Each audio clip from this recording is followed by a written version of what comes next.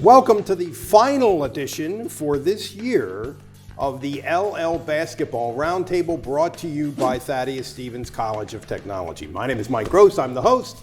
John Walk to my left covers boys basketball. Jeff Reinhardt to my right covers girls basketball. And we had planned for this show to be more of a review, recap of the season, talking about the several good postseason runs that our teams have had, and kind of closing the book on everything. Last night, Lancaster Mennonite flipped the script on us, so this is actually going to be more of a preview than a review, and it's going to be a preview of a state championship game because of what those Blazers accomplished at fabled Martz Hall last night. John Walk was there. Tell us more, my man. Yeah, before we get to the preview of Aliquippa, we'll do that kind of second half of today's show. Yeah. Let's talk about what the Blazers did on Tuesday night, going up against Holy Cross, who came in having won, I think, 6 of the last 7 championships in District 2. A really talented team that the whole Lancaster Mennonite basically just made them look ordinary. I was shocked. And Lancaster Mennonite jumped out in front. Camden Hurst becomes the all-time new leading scorer. I think he's at like 1,400 odd points now. Past Julian Colazzo. He entered the game tied for the all-time lead, which I say because he scored the Blazers' first points of the game on a three-pointer. That kick-started them. They were eventually up 20-9 in the second quarter, and it looked like, all right, well, this is going to be the Blazers' game. They're going to run away with it. Well, 6 second-quarter turnovers by Lancaster Mennonite. Lets Holy Cross back in. We go to halftime. Lancaster Mennonite is up 26-21.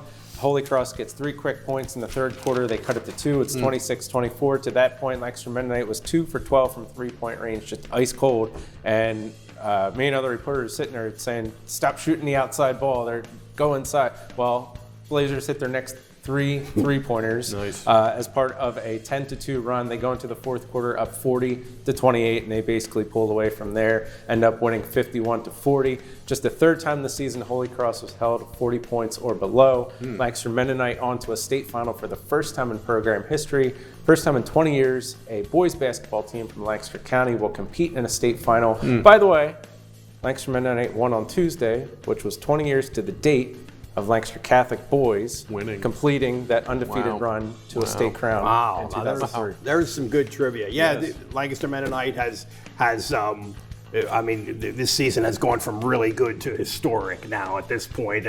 And I think, looking at the bracket, I think most people would have considered Holy Cross the favorite last night. Just going by scores and comparative, they don't have any common opponents. They didn't play each other, so we don't know. Right. But what they did last night really, I think, opened a lot of eyes. And you talked about, well, they're going to have to stop shooting threes because they've gone 2 for 12 or whatever it is.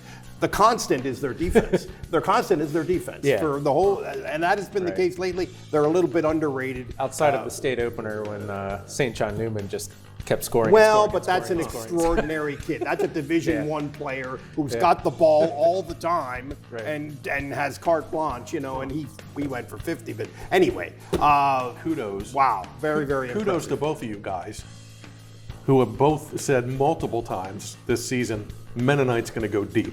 Watch.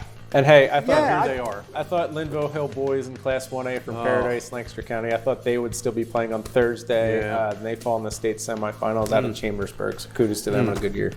It did feel like for a long time they had the best chance. And part of it was their class, and part of it was what they've done scheduling up and that kind of thing. But again, even given all of that, last night was an eye-opener. Now, let's go into the recap phase here a little bit. Girls Hoops is over. Close the books for our teams. It is. Rhymes, tell us more. Lancaster Catholic girls ended up going the furthest of all the LLs. Since we've last spoken, late last week, Catholic girls had a really good win. State quarters against Mount Carmel. Over at Hamburg, 47-21. Catholic played vintage Catholic defense, great D effort. Alyssa Reisinger is the kid from Mount Carmel, 6-foot center type kid, back to the basket.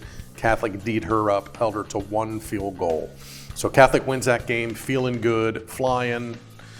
They go to the state semifinals at Martz Hall. What a place. on Monday night and played Dunmore, the Bucks District 2 tradition-rich program, kind of in the same vein as Catholic around here. Dunmore's always good, and they played really well. Beat Catholic 43-37 on Monday night at Martz in the state semifinals. Catholic was there for the third time in 7 years, but they bow out. Lost by 6. Slow start for the Crusaders. Only had 2 points in the first quarter. Were not making shots, and they had to deal with that Sierra Toomey, 6'4", North Carolina recruit. A 6'4" kid is going to North Carolina, so he kind of took the rim away. Yes. So they had to make jumpers, and they didn't make enough of them. Yep, she clogged up the middle on D. Catholic would dribble drive, and then they would look up and see her and dish. And Catholic is usually good for 6 or 7 threes a game. I think they had 3 or 4. Didn't shoot a great percentage. Got it to 1 possession one time in the second half and just couldn't catch them. So Lancaster Catholic girls, 26-4. They win Section 3. They win their 20th District 3 championship. They go back to the state semifinals, but could not clear the Dunmore hurdle, so they're done. All 5 starters for Catholic are back next year. I think we've discussed that a lot this winter. So they'll have 5 starters back, and one of their top subs off the bench is only a sophomore. So Crusaders will have bullseyes aplenty. They'll be very good, and we'll be looking forward to see what Catholic can do next year. They will be loaded. Now, let's talk a little bit about what's going to happen on Friday at 2 o'clock in the afternoon at the Giant Center in Hershey. Lancaster Mennonite against Aliquippa, a very familiar name in high school sports in Pennsylvania. Football power, basketball power lately, kind of. They are 24-6. Their last 2 losses were to really good teams, Newcastle and Lincoln Park. Whoa. And after that, they won 10 in a row. They have held people under 40 points 14 times. They've held people under 30 points 5 times. Wow. The other night in the semifinal, they beat Otto Eldred, which is a school. It's not some dude named Otto. 56-28. Wow. So they're probably, I'm expecting quickness, I'm expecting athleticism, I'm expecting pressure, defense, and the unflappability of those Lancaster Mennonite guards, I think is a big issue here. Yeah, this might very well be an up and down type of game. Thanks for all the stats, by the way. As far as what to expect personnel-wise from Aliquippa, junior forward, 6'3", Cameron Lindsay comes in averaging 11 points per game. He's the team leading scorer. However, his best sport is football. He has a ton of football scholarship offers, among them Pitt, Penn State, West Virginia, Syracuse, Toledo, and more. Wow. He's the tallest player on the court. He's a forward, so more than likely him and Lancaster Mennonite 6'7" senior David Weaver are going to be going at it. Weaver, by the way, is a D2 recruit. He hasn't committed verbally or publicly yet, but just to kind of give you guys a comparable as to where we're at. Could be an interesting matchup. Sure, there's going to be guards providing pressure on both sides. It's going to be up and down game. And then in the half court, Lindsay, Weaver might be going at it from the start to finish. Well, we talked about Mennonite being very good defensively and maybe underrated in that regard. That kind of begins with Weaver. I mean, Weaver is 6'7", long-armed. He's legitimate. He's wide, and he is really a presence. 5 block shots last night. 5 block shots on Saturday, even though he missed a quarter or so with foul trouble because of a brutal call, but never mind. He sort of allows them to do what they do on the perimeter defensively with their guards. He's sort of the key to that. And Aliquippa doesn't have 6'7".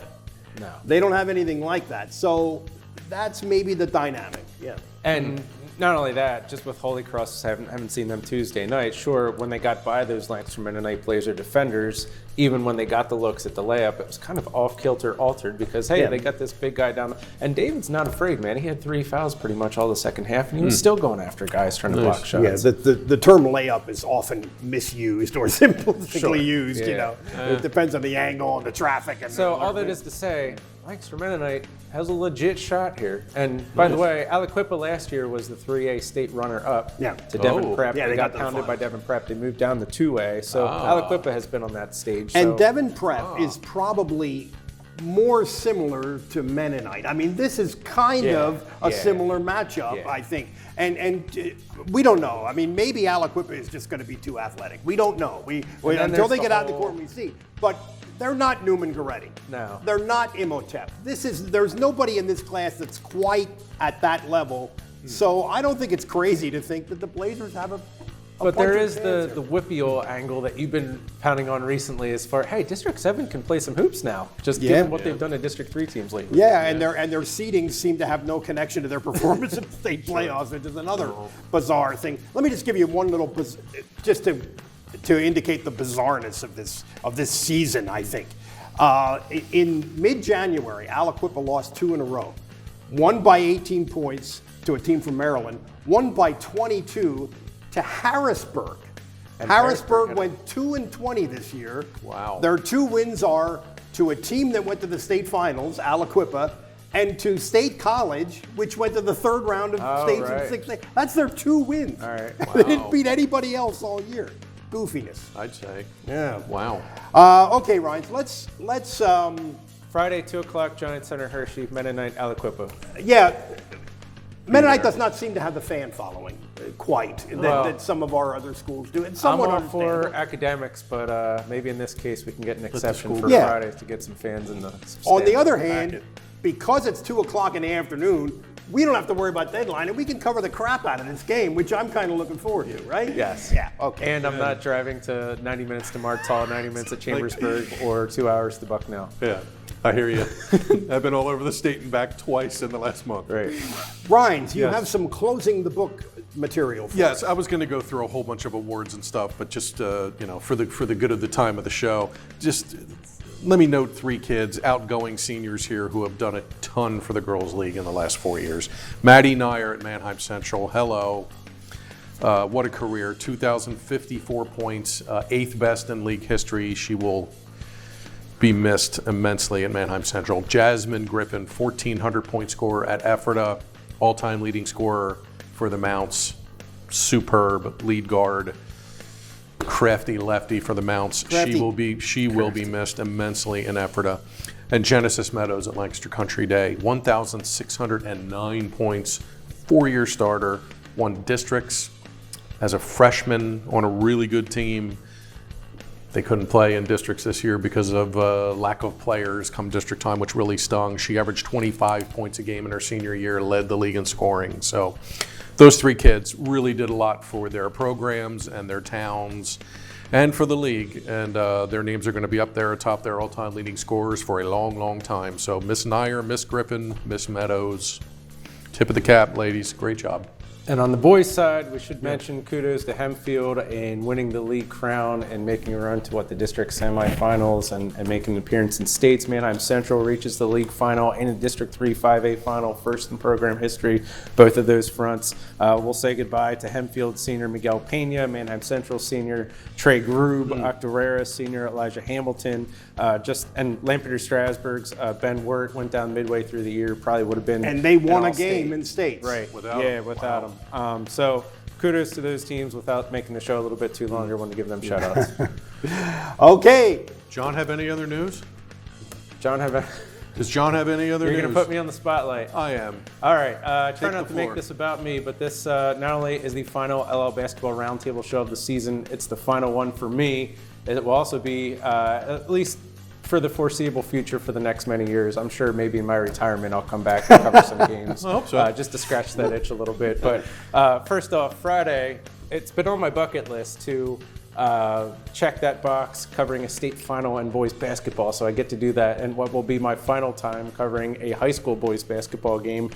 Final time inside Giant Center covering a game in that I'll be moving to the news side, Lancaster newspaper, in about 2 weeks' time. Still doing sports-related human interest feature stories, but also kind of applying that same effort on the news side as well. So the hardest part was saying goodbye to LA League basketball. I grew up watching it, playing in it. To come back and cover it has truly been a gift. But from the bottom of my heart, thanks to coaches, players, parents. It's been awesome. And thanks to you guys for supporting me along the way. So stay tuned next week to see if I remember to not say seated to my left is John Wall, because that's not going to be the case anymore. We'll miss John. And again, Friday, 2 o'clock. Yes. Lancaster Let's Mennonite get goes it. for all the marbles. Be there. If you can get to the Giant Center, man, check it out. If not, we're going to be all over it. That's it for the LL Basketball Roundtable for this week and this season. Brought to you by Thaddeus Stevens College of Technology, For John Walk, for Mike Gross, for Jeffrey Reinhardt, see you later.